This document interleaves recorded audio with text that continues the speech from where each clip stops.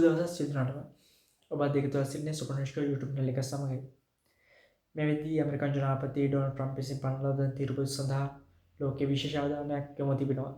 එනම් මේ වෙද්දී ඇමරිකන් ජනාධිපති ඩොනල්ඩ් ට්‍රම්ප්ගේ නියෝග පරිදි කැනඩාව, මෙක්සිකෝව, චීනය, යුරෝපයට සම්බන්ධ පනවනු ලබන තියෙනවා.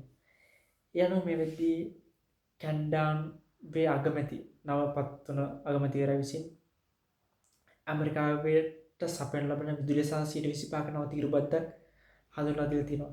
ඒ සමග ඇමරිකන් ජනාධිපති ඩොනල්ඩ් ට්‍රම්ප් විසින් කැනඩාවෙන් ආනයනය කර ලබන වාණය සහ ඇලුමිනියම් සඳහා 25% තීරුබද්ද 50% දක්වා වර්ධනය කරලා තිබෙනවා.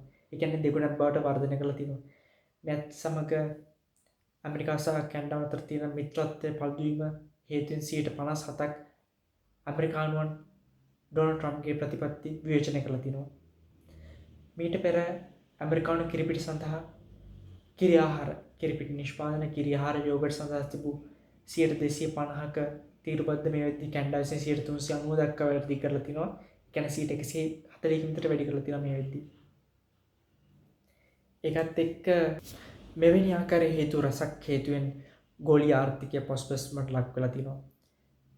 විශ්ලේෂණ පවසන ආකාරයට මේ වෙද්දී මේ වසර තුල 0.8කින් ආර්ථික වර්ධනය අඩු වෙයි කියලා විශ්වාස කරනවා. ඒ කියන්නේ 33කින් මේ වසරේ ආර්ථික වර්ධනය අඩු වෙයි කියලා විශ්වාස කරනවා ඇමරිකානු ජනාධිපති ඩොනල්ඩ් ට්‍රම්ප්ගේ තීරුබදු යුද්ධ නිසා.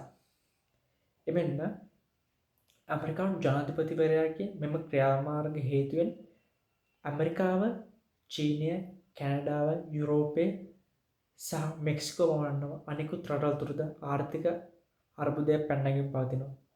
බෙල්ජියම, ඉන්දියාව, චීනය, අප්‍රිකානු රටවලට මෙම බලපෑම ඇති වෙලා තියෙනවා.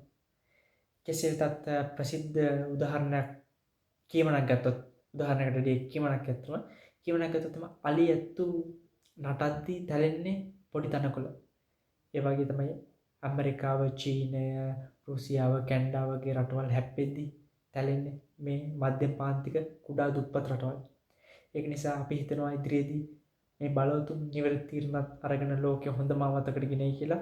ඒ වගේම ඉදිරියේදී නව විශ්ලේෂණ සහ ප්‍රවෘත්ති වලින් අපි නැවත හමුවෙමු. හැම දිනකටම සුබ දවසක්.